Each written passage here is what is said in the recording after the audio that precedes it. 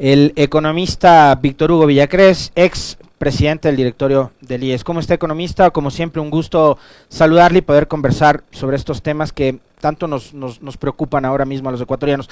Hay una inquietud que quiero mencionarle de entrada, y es que aparentemente cada vez hay menos afiliados al IES que financian a la vez más jubilados. En 2018 el IES tenía 8 aportantes para pagar la pensión de un jubilado, pero ahora la proporción es de 5 aportantes. ¿Cómo está la situación del IES? Bienvenido, buenos días. ¿Qué tal, Alexis? Buenos días. Un saludo a la gente que nos escucha a través de Pichincha Universal. A ver, usted ha mencionado uno de los problemas estructurales de la seguridad social. Este problema no es del Ecuador, y vale la pena decirlo y ser enfático. Este problema ocurre a nivel mundial. Ya de hecho, en el siglo anterior, 2 premios Nobel de Economía, el primero Samuelson y el segundo Diamond, generaron un modelo que podía ser sostenible. La seguridad social y el fondo de pensiones en el tiempo han parado siempre en 2 criterios básicos, 2 variables que debían modificarse en el tiempo. La una está relacionada con las condiciones demográficas de cada país, y ahí efectivamente cuenta o está involucrado lo que usted manifiesta. Primero, las personas cada vez tienen menos hijos. Segundo, la esperanza de vida ha crecido en el tiempo. Para que usted tenga una idea, en el año 2001 la expectativa de vida de los ecuatorianos era 68 años, lo que quiere decir que en promedio una persona se jubilaba a los 60 años e iba a recibir 8 años de pensiones. Actualmente la expectativa de vida es de 78 años, es decir, ha crecido 10, ahora son 18 años que podrá recibir de pensión. Entonces, eso va haciendo insostenible el sistema de pensiones en el tiempo. Es una mejora, de hecho, porque la tecnología avanza, porque la medicina avanza, pero eso implica reformas en la seguridad social, reformas que no se han hecho de manera estructural en el Ecuador. Eso en lo que tiene que ver con la tasa de fecundidad, la tasa de natalidad y la esperanza de vida. Hay otro fenómeno que es importante. El Ecuador lamentablemente no tiene a toda su población económicamente activa afiliada a la seguridad social. En el Ecuador hay 8 millones de personas que forman parte de la población económicamente activa. De esos 8 millones, únicamente 3 millones están afiliadas a la seguridad social, mientras los otros 5 millones tienen cualquier otro tipo de empleo, digamos subempleo, empleo informal, como quiera llamarse. Pero al fin del día, esas personas no están aportando a la seguridad social y estamos desperdiciando esto que teóricamente se conoce como el bono demográfico. Es decir, el hecho de que tenemos personas jóvenes que podrían de algún modo sustentar a los jubilados o a las jubilaciones que se paguen. Sin embargo, acá no lo estamos utilizando por un problema estructural del mercado laboral ecuatoriano. Y el tercer fenómeno, digamos, o el segundo que manifiestan Samuelson y Diamond, tiene que ver con los niveles de ahorro que cada persona debe realizar. Y ahí un poco hay que entender que la ley del 2001 salía de un esquema en donde teníamos una moneda propia, se había pauperizado los sueldos de los ecuatorianos en dólares con el esquema de dolarización. Entonces era muy difícil contar, digamos, más de los 5 mejores años que se puso en la ley del 2001.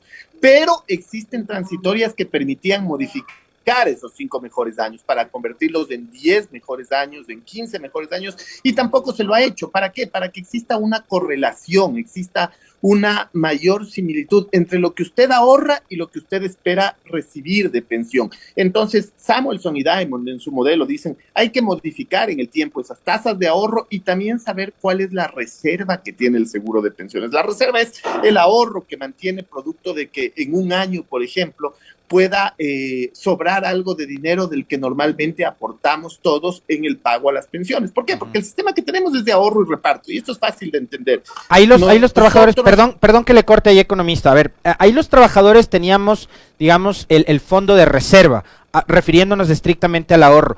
¿Qué ha pasado con ese fondo de reserva a nivel integral IES y a nivel también particular? Es decir, hubo un gobierno que le dijo a la gente, es mejor que ese fondo de reserva lo mensualices. Y claro, también quedaba la opción de que el trabajador diga, no, lo quiero recibir, lo quiero seguir guardando. ¿Qué ha pasado con el fondo de reserva a propósito del ahorro? Sí, y ahí este tema es importante. La reserva lamentablemente se mensualizó, como usted dice, perdiendo el concepto, porque el concepto de un fondo de reserva es la acumulación para tiempos de escasez. Y eso le permitía al afiliado a la Seguridad Social, si algún momento quedaba desempleado, hacer uso de este fondo de reserva, también podía hacer uso de su cesantía, y a partir del 2016, que me parece que se creó, también existe el seguro de desempleo. Pero esta es la reserva individual, digamos, de una cuenta de ahorro individual que tiene cada afiliado. Aparte de eso, hay una reserva solidaria en el fondo de pensiones. Esta reserva solidaria es el total de ahorro acumulado producto de los aportes que hemos hecho y que no se han cancelado a los jubilados. Nuestro sistema es de ahorro y reparto. Entonces, cada mes el IES recibe nuestros recursos, los recursos de los activos, y con esos recursos paga a los jubilados. Si existe algún excedente, ese excedente se deposita en la reserva, y si existe algún déficit, ese déficit se cubre con la reserva. Entonces, la reserva está ahí básicamente para que podamos sostener el sistema de pensiones. Ahora, si usted revisa a lo largo de la historia, va a encontrar que, si bien es cierto, la Seguridad Social nace en 1930, en 1940 ya no tuvo recursos para pagar pensiones. Y fue cuando Carlos Arroyo del Río contrató a un grupo de actuarios, 3 actuarios, un checoslovaco, un chileno y un ecuatoriano. Y estos actuarios determinaron que la única manera de que sea sostenible el seguro de pensiones en aquel entonces era o subiendo el aporte de los afiliados, estoy hablando 1940, el siglo anterior, o subiendo el aporte de los afiliados, o en su defecto con un subsidio que provenga del Estado. Y ahí nace este famoso 40%, que es un subsidio de 4 de cada 10 dólares que se paga a los pensionistas del IES. Entonces, eso para analizar cómo esa reserva también se ha ido modificando. Fíjese, a 10 años de creada la Seguridad Social ya hubo las primeras reformas. Después se ha reformado en la década de los 60, en la década de los 80, en la década de los 90 y la ley finalmente del 2001 que tenemos, y actualmente no se ha reformado más de 22 años. Entonces se hace imprescindible una reforma estructural a la Seguridad Social con 3 elementos importantes, Alexis, y eso debe de quedar claro para que los jubilados no se preocupen. Primero, no se puede tocar los derechos de los jubilados, es decir, las personas que se jubilaron hasta antes de que se promulgue la nueva ley tendrán que seguir manteniendo su mismo salario de jubilación, tendrá que entregárseles el 13º y el 14º, pese a que nunca aportaron, tendrán que seguir recibiendo los servicios de salud de manera no contributiva, digamos así. Mientras que debe haber un régimen de transición. Entonces, el primero es para los jubilados. Los jubilados deben quedar tal y como están. Sería completamente injusto menoscabar los derechos de los jubilados, y ahí sí somos los jóvenes los que tenemos que protestar y salir a las calles, porque no se puede menoscabar los derechos de los jubilados. Primera cosa. Segunda cosa, debe existir un régimen de transición que seguramente aplicará para las personas que están entre 50 y 60 años y que tengan al menos 20 años de aporte a la Seguridad Social. Ellos deberían quedarse con las reglas actuales. Y para quienes tenemos 45 o menos, sí es necesaria una nueva ley de seguridad social, y en esa nueva ley de seguridad social debemos poner la mano en el corazón, los llamados jóvenes, los llamados parte de la población económicamente activa joven. ¿Cuánto queremos aportar? ¿Cuánto queremos recibir? Justamente la discusión que usted ponía sobre el tapete, ¿no será mejor que el fondo de reserva se quede en el IES para que posteriormente pueda formar una cuenta individual para mejorar nuestras pensiones? Porque digamos que eso no sería subir el aporte, eso sería simplemente cambiar el destino del fondo de reserva. Seguramente vamos a tener que pensar en que nuestra edad de jubilación ya no va a ser los 60 años, Alexis. ¿Por qué? Porque la esperanza de vida nuestra será de unos 87, 88 años.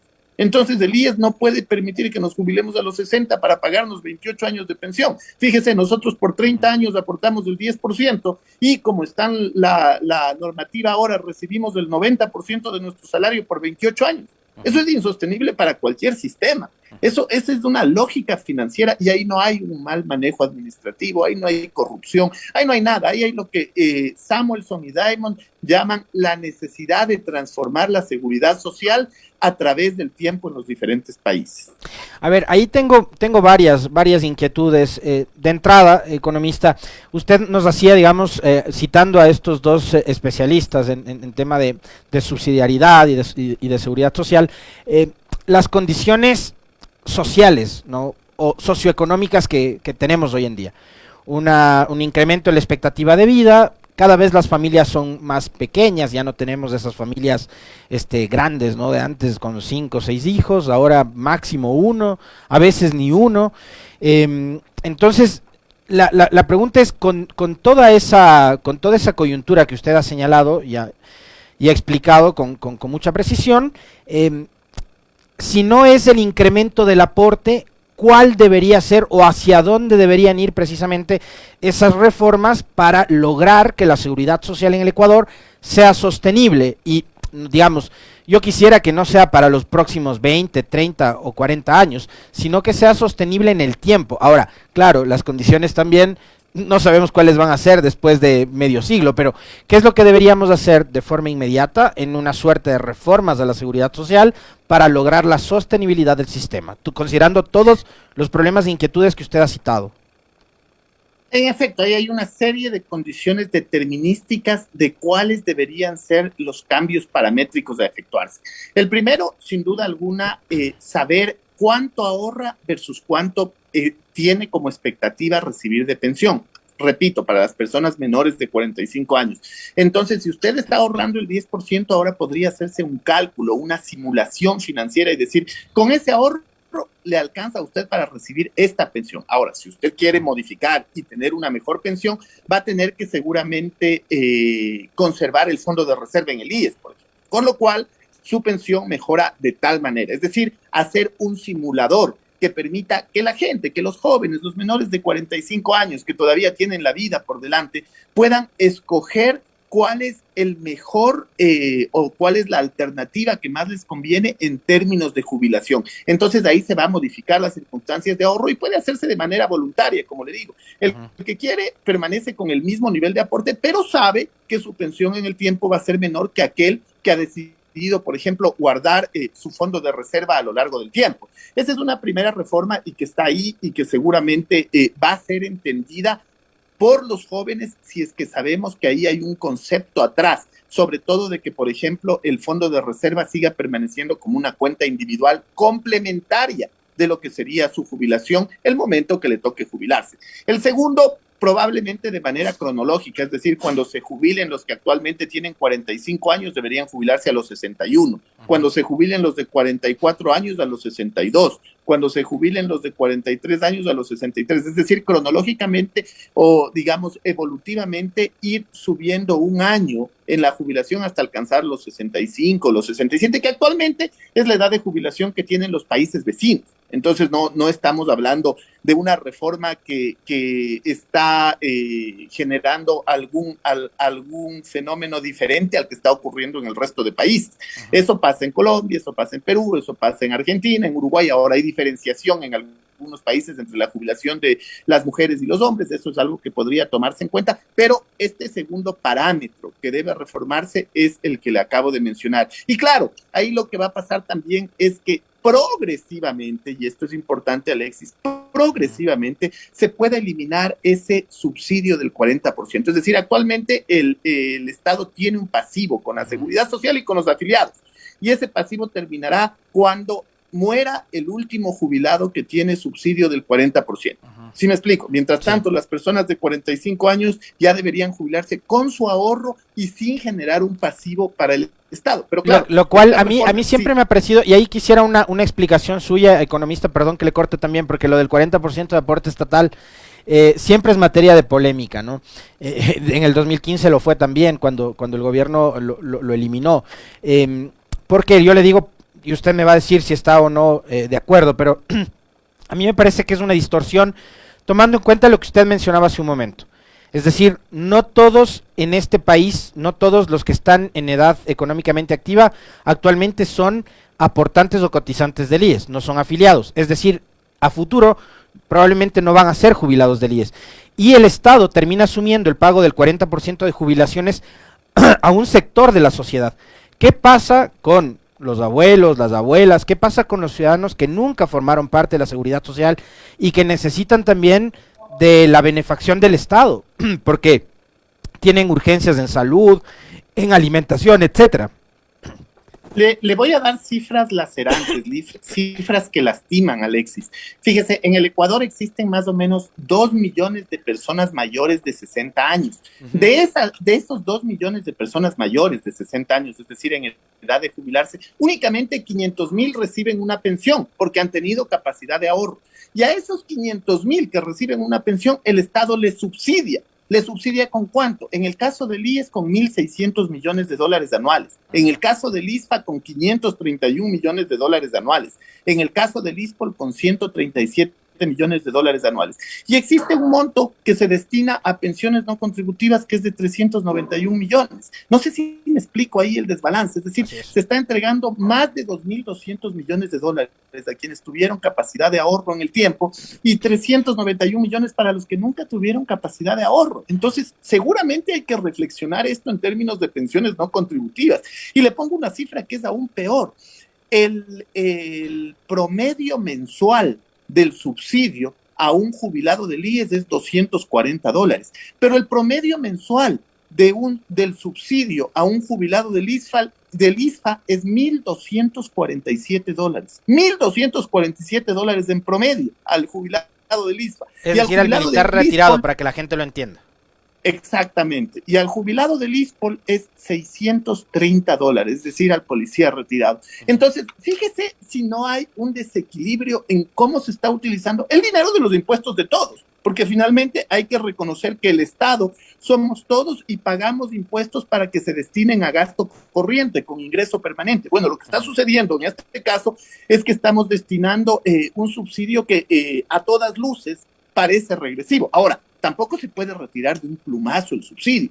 ¿Por qué? Porque ya existe un pasivo. Ya personas se jubilaron teniendo en cuenta ese 40% y habrá que respetarlo, como yo le decía hace un momento, hasta el último día de vida de esas personas. Entonces, si se quiere eliminar el 40%, eso debería regir para los menores de 45 años. Es decir, para usted, para mí, para mucha de la gente que nos está escuchando. Y eso se hará efectivo, no sé, el 2050, el 2060, dependiendo de cómo vaya la gente jubilada recibiendo ese 40%. Ahora, lo que sí va a pasar es que cada vez ese 40% en términos de presión fiscal va a ser menor y les va a convenir a los diferentes gobiernos. Esto no es ni de izquierda ni de derecha, esto simplemente es analizar un error desde mi óptica que se cometió en 1940 y que se puede generar, por ejemplo, un esquema muchísimo mejor. Fíjese lo que tiene Bolivia. Bolivia tiene una pensión no contributiva para cada boliviano que llega a cumplir 60 años. Por solo el hecho de cumplir 60 años, usted recibe, sí es una pensión muy pequeña, pero todo recibe. Tiene un segundo pilar, que es un pilar contributivo como el que tenemos ahora,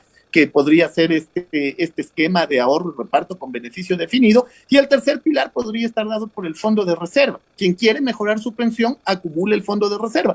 Entonces, están las herramientas. Lo que sucede es que necesitamos sentarnos y sobre todo, yo digo aquí, no es solo responsabilidad del gobierno, porque el gobierno probablemente no tiene el capital político para hacer esta reforma y a todo gobierno le va a ser muy difícil por la pérdida de capital político. Esto tenemos que pensarlo desde la sociedad civil, desde sobre todo las personas menores de 45 años. ¿Cómo queremos jubilarnos?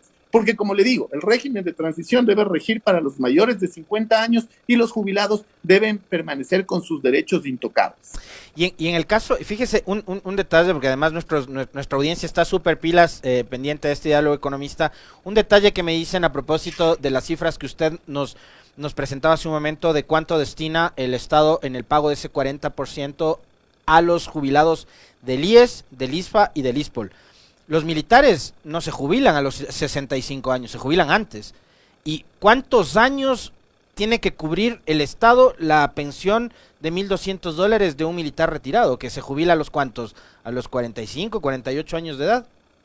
Claro, póngale usted en promedio que se jubile a los 50 años, 50. Que no es, pero póngale que se jubile a los 50 años. Con expectativa de 35 años de vida más.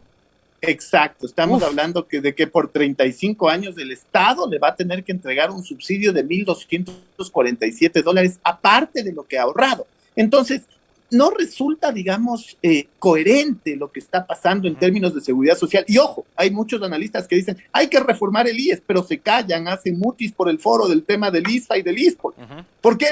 Porque seguramente ahí hay ciertos intereses. Bueno, aquí hay que hacer una reforma estructural a lo que tiene que ver con protección social. ¿Por qué? Porque hay que considerar lo que usted decía, personas mayores de 60 que no tuvieron capacidad de ahorro y que merecen tener una pensión no contributiva. Hay que tomar en cuenta los afiliados de la Seguridad Social que reciben un 40% de subsidio, pero los afiliados de ISFA y al ISPOL reciben un porcentaje aún mayor de subsidio. Puede llegar hasta el 60% de esa pensión. Entonces, es complejo. La situación de la seguridad social es compleja. ¿Por qué? Porque seguimos manejando un esquema que nació en 1940, el siglo anterior. Casi 80 años manteniendo un esquema que ya para muchos países resulta obsoleto. En nuestro caso, pues sí tenemos que hacer una reforma y pensar en eso. Además, Alexis, fíjese, además de todos estos montos que le acabo de mencionar, sigue siendo el subsidio ya dentro de la seguridad social completamente distorsionante. ¿Por qué? Porque si una persona gana $2,000 en el IES, el Estado le subsidia $800, porque es del 40%. Y si una persona gana $400, el Estado le subsidia únicamente $160. Es decir, al que gana menos le subsidia menos y al que gana más le subsidia más. Así están ahora las condiciones, cómo se maneja este esquema que tiene que ser reformado. Como le digo, no para los que ya se jubilaron. Ellos ya se jubilaron bajo estas condiciones y tampoco tienen la culpa. Hay mucha gente que dice, sí, por 5 años aportó sobre un salario alto y después aportaba sobre el básico. Eso no es justo. Sí, no es justo, pero era lo que la ley de seguridad social le permitía. Ahora, debemos pensar qué hacemos con los menores de 45 años, con nosotros. Ahí viene la reforma. Y seguramente una reforma que debe ser pensada, socializada, pero sobre todo que debe surgir de un profundo diálogo entre la sociedad civil, los políticos, la academia y los diferentes gremios profesionales, abogados, periodistas, economistas, sociólogos, que pueden tener una participación buena y pueden ayudarnos a diseñar un esquema como el que proponen. Además, no estamos inventando el agua tibia. En la década de los 70, el neo-keynesiano Samuelson proponía ya ese tema, y también lo propone Diamond, y vienen de estudios anteriores de otro premio Nobel que fue Robert Solow. Entonces, ahí existe ya la teoría sobre cómo debemos reformar. Y esto nos hemos detenido hablando solo del sistema de pensiones.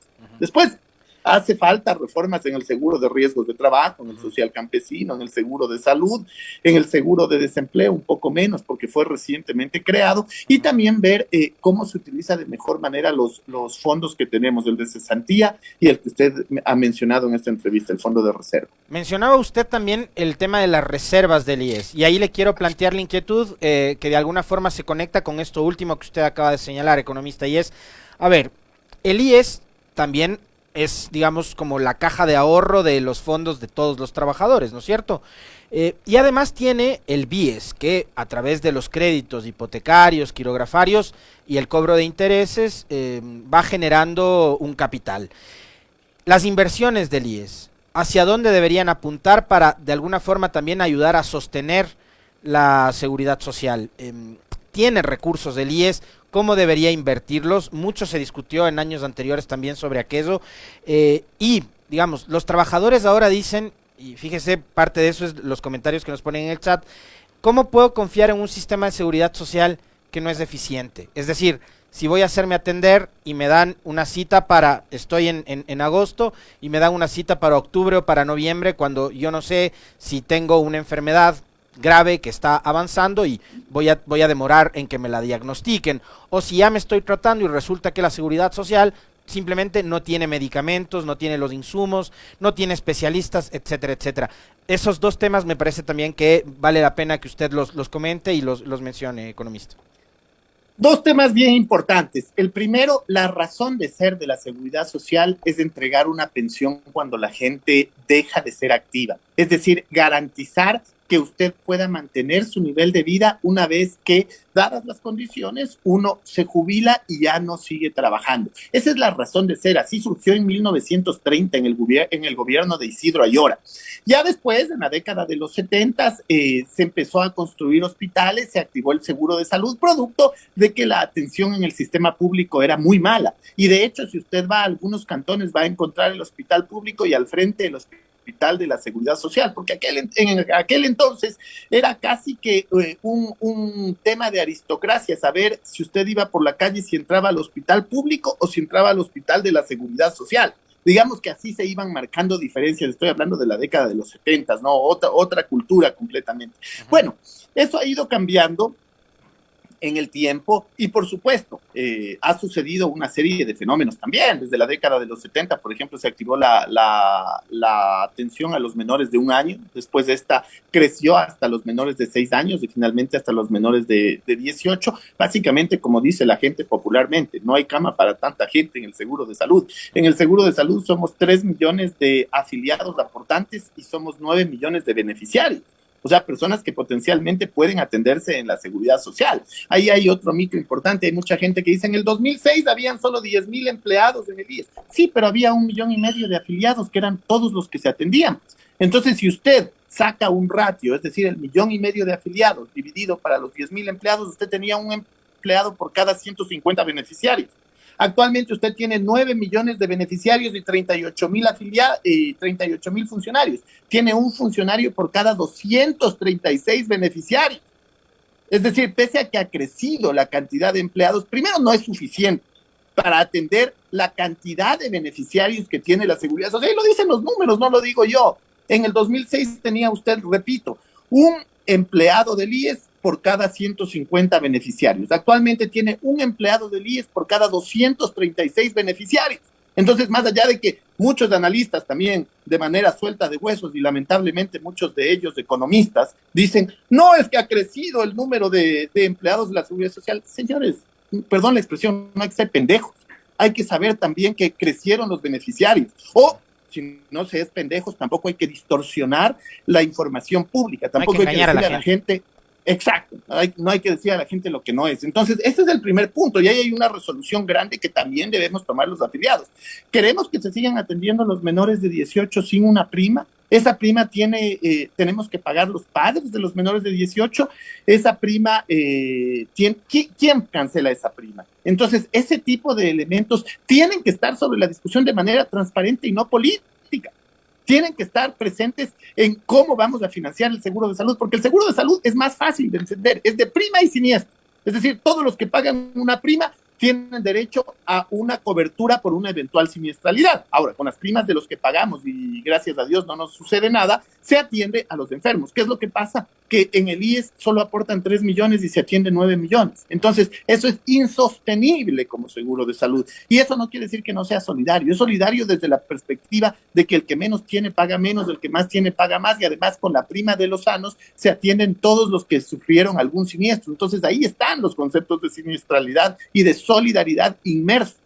Después, otro de los grandes mitos que tiene y que bien usted toca, Alexis, es ¿qué se hace con las inversiones del IES? Bueno, el IES tiene un banco que fue anhelo de los afiliados, además desde la década de los 80. Tampoco aquí hay una invención, tampoco es que surgió debajo de la manga. Desde la década de los 80, los gremios laborales exigían que el IES tenga un banco, y así nació el BIES, el Banco del Instituto Ecuatoriano de Seguridad Social. Actualmente administra una cartera de 20,000 millones de dólares, Alexis. Para que la gente que nos escucha pueda dimensionar el tema, toda la banca privada del sistema financiero nacional tiene una cartera de 34,000 millones. Solo el BIES tiene una cartera de 20,000 millones de dólares. Dígame si no es el banco más grande del país y por tanto el que tiene mayor solvencia, tiene mayor liquidez. Eventualmente tiene algunos problemas y los voy a mencionar. Ahora, primero, ¿qué pasa con las inversiones? Las inversiones pueden ser de dos tipos, privativas y no privativas, en papeles de renta fija, renta variable, públicos o privados.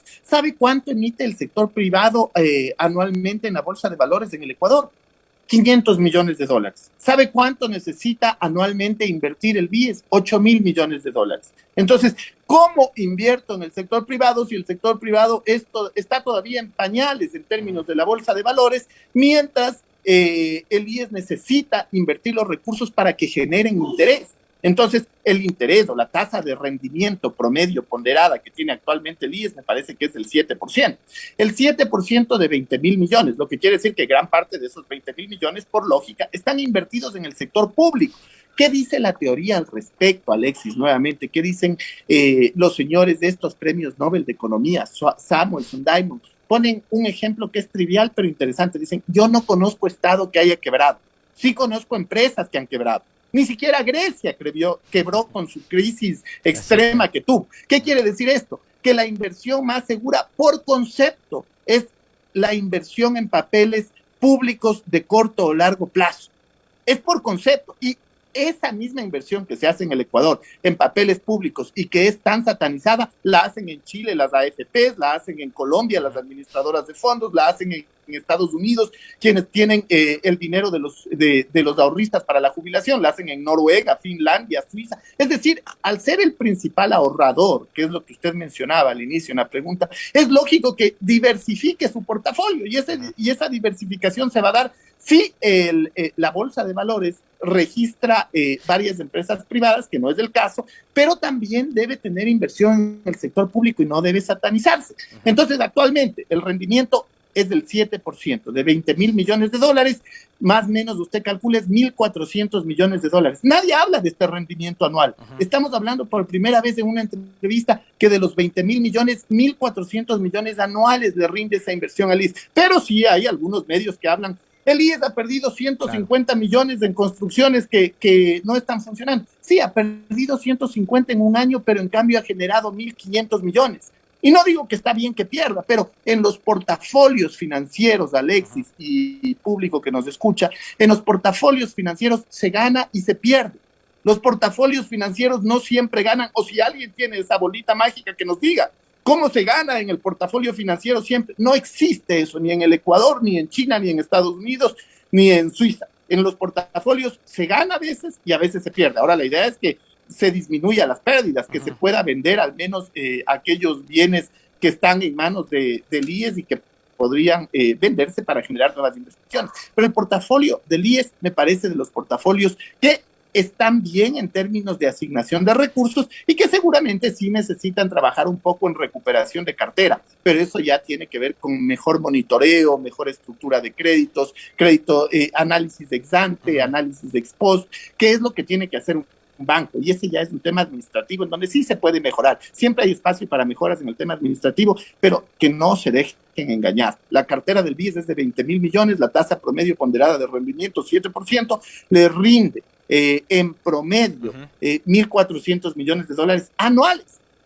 Economista, le quiero comprometer en una próxima oportunidad para seguir abordando sobre estos temas que interesan y mucho a nuestra audiencia. Le agradezco infinitamente al economista Víctor Hugo Villacrés, expresidente del directorio del IES, hablando sobre la situación de la seguridad social en el Ecuador. 8:07, hacemos un breve corte y volvemos de inmediato, que ya está Fernando Carrión en espera.